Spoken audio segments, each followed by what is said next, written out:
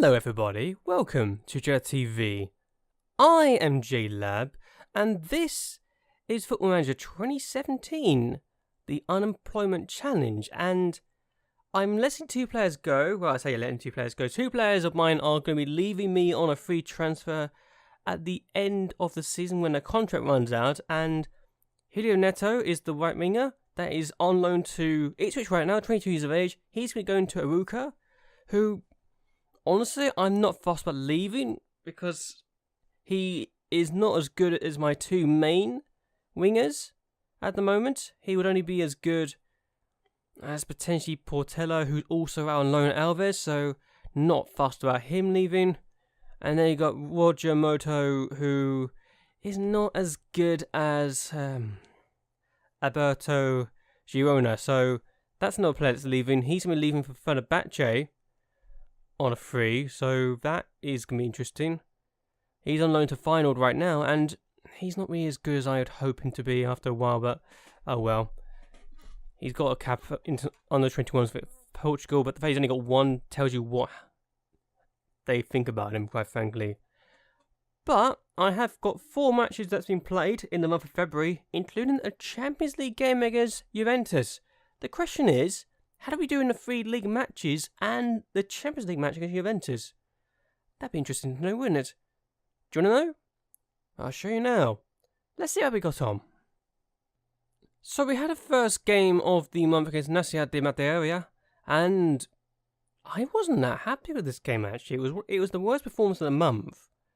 I'm not saying that because of the fact we weren't brilliant. I'm not saying it because of the scoreline, or the fact we actually went behind thanks to Martins' effort straight away in the 29th minute. His first goal of the season. And yeah, we weren't that brilliant. The team wasn't actually performing as well as I'd hope. Hemia finds Ireland, whose shot was blocked, but Federico De San scores to make it 1-1 to give us an equaliser, which is very useful. And then in the 68th minute, we find ourselves going 2-1 up, though we weren't brilliant. Bohemia finds De San, he finds Silva. He makes it 2-1, 68 minutes in, his 20th goal of the season. It was our worst performance. They had 10 shots, 10 more shots than they should have done. They actually had more shots on target than we did in the entire match. We had 12 shots off target. Yes, there were 5 blocked shots as well, but that's not good enough. And I'm very disappointed that Benfica were that poor on the day, because I know they're better than that. I know they are better than that. And that's the starting lineup, and I was disappointed by the fact that despite it's a slightly weakened squad, it's not a completely weakened squad, and this team is actually good enough to win matches.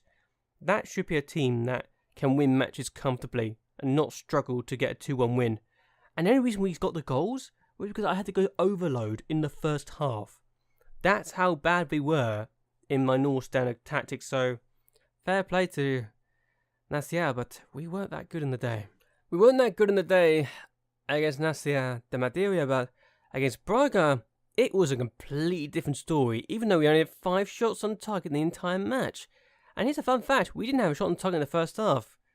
And Borges' shot went in off Diego Nunes to give us the lead, so Nunes scored an own goal, and we didn't have a single shot on target in the first half, and yet we're going to have a second goal. His Soares now finds Bohemia, finds Borges, he's going to play across to Ordonez, he's going to cross this in, and Ireland's shot went in off Mackay Stephen. So, yeah, 2-0, 2 own goals, 41 minutes in. However, we do get a goal very early in the second half, and it's finally not an own goal. Bohemia is going to place in the middle, and he's going to find Daniel Silva, who makes it 3-0 in the 49th minute for his 21st goal of the season. I don't need to get a new striker, I already had a good striker in the first place. Bohemia plays his free kick in, and Liete scores to make it 4 in the 70th minute. His 4th goal of the season. He's a good young talent now that is going to become a very good player for us, if not already is. Soares plays his corner in, and the keeper comfortably gets rid of it. Well, comfortably deals with that. And 88 minutes in, we're thinking, well, we got a 4-goal lead. I want to get a 5-0 lead. We beat Braga 5-0 in the first game against them at our own ground in the league earlier this season.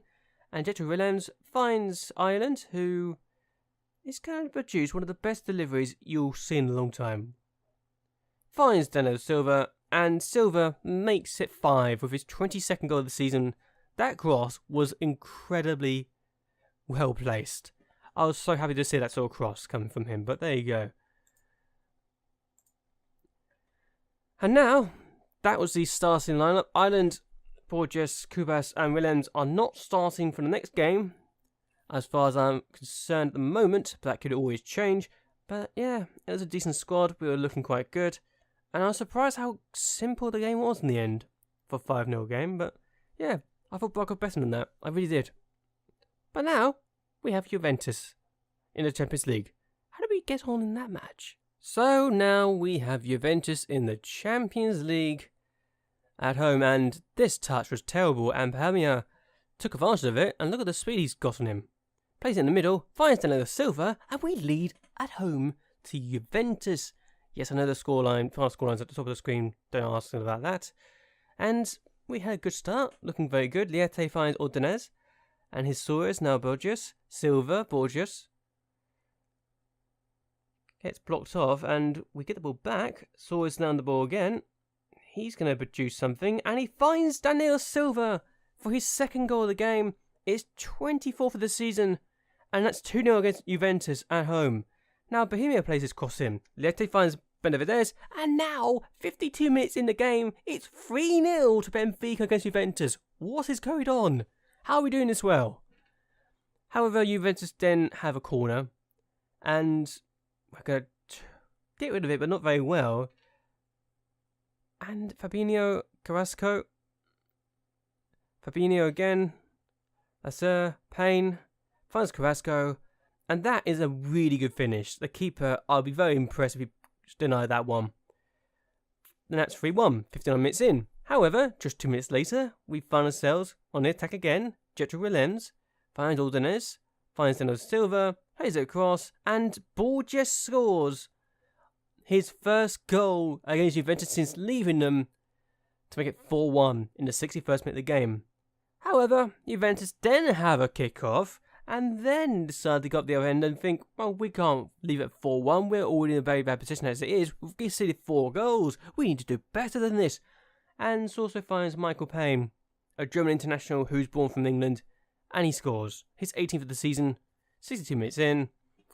Not ideal that we conceded 2 away goals against Juventus of all teams, who, let's be honest, are probably going to have a very good time at their ground.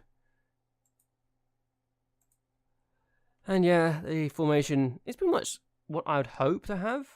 I mean, Danny Ireland starts instead of Pinto, probably not the best idea in the world, but Jetta Willems and Neil Thompson are just trading first team places right now, which is very nice. And for the most part, it's the strongest side I could have put out, if anything. Pinto's the only player that didn't start, and that was because he had illness, I believe, at the time. I'm trying to remember the top of my head. And we're looking good. We're looking to make sure that we have a good game. And we're going to see what happened in the last league match. Let's see, shall we? So now we are at home against Pacas Ferreira in the league. And Lietes gave us the lead in the 12th minute of the game in the...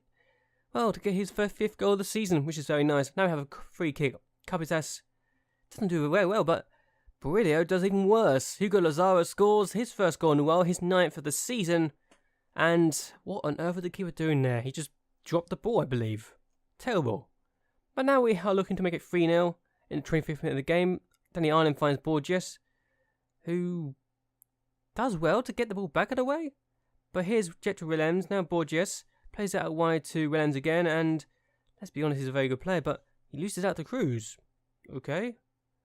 Are they going to get an attempt here?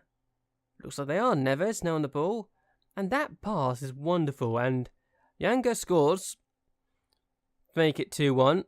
I'm not happy with the defending there, but the pass is just wonderful. I can't help but admire that.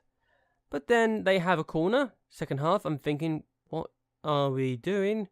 We shouldn't be in this position in the first place, conceding a goal early in the second half, and then we get the ball away. Lazaro's on the ball, plays it out wide to Danny Ireland, and we're now starting the counter-attack. So Danny Ireland's still going, plays it across, doesn't get to his teammate, but here's Jesnek, and his Rael, now Kubas, out wide to Jetro Willems, keeps it in really well, but they get in the second shot at the berry to cross it. Here's Ismail Rael, And that's an own goal from Igor Henrique. So, a bit unfortunate, but yeah.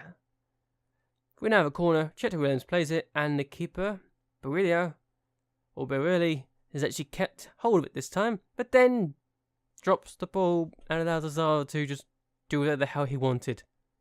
Well, that's embarrassing, isn't it? 10 goals this season for Lazaro, and I'm not sure if I've seen a bigger clanger than that in a match.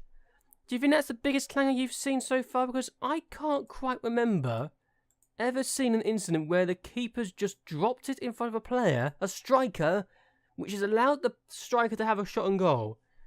And that was my starting lineup. From the look of things, only 2 players in this lineup are going to start in the next match. And that's embarrassing. And you want to know who my next opponents are? It's Sporting Lisbon, which is why most of these players are not probably going to start in that game. The fact I've made 9 changes for that game, for the game against them in a Taça de Portugal. Thank you for telling me that Taka is not the right name, and that Taça is the name I should be saying for that cup. And yeah, strong lineup coming up. But what do those 3 wins do for me? Well, now we have 5 straight league wins, which is very promising because we shouldn't have lost against Aruca in the first place. And honestly, since then, we've won every game. I think. Is that? Oh, that's not right. What's wrong with that? Yeah, we've won every game since that defeat against Aruca, and that is 6 straight wins. I'm not sure why I went straight to the wins for some reason, but there you go. And we're only 3 points behind Porto with a game in hand. Okay, they dropped points. Sporting Lisbon have drawn 3 of the last 5. Porto have drawn 2 of the last 5. Sporting Lisbon have a game in hand over us and 2 over Porto, but I'm starting to think this title is coming back into my favour because we're winning games left, right and centre. 6 straight wins is very useful, and we can definitely win this title now. We've got our ideas and backed them up. I probably should have just been better at it, really. Oh, and also, Braga have been very unfortunate. Lost to us twice this season, and they've both been by 5-0. I don't think they like playing us this season. And they conceded 29 goals, and 17 of those have been in their defeats. Lovely. But yeah, we conceded just 12 times, and we've conceded 6 goals in those. We lost to Porto and to Sporting Lisbon earlier this season. Aruca's the game that just haunts me to my nightmares now. And yeah, Nasa de Materia almost undefeated against us in both matches, which would have been very embarrassing. But at least we've got the wins. But anyway, I'm going to end this video here. I hope you guys have actually enjoyed this video. I hope you guys will like and share this video.